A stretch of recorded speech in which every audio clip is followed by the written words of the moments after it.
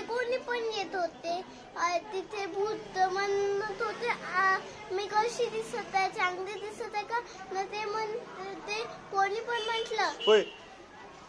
पण म्हटलं नाही.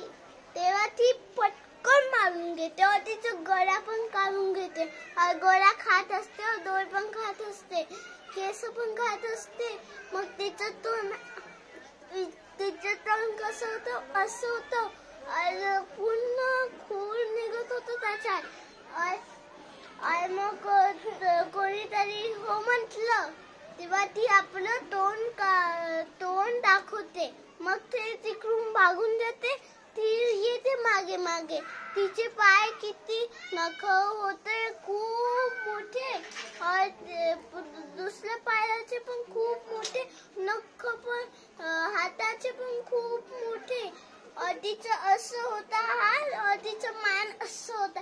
ती अशी चालत होती, अशी चालत होती.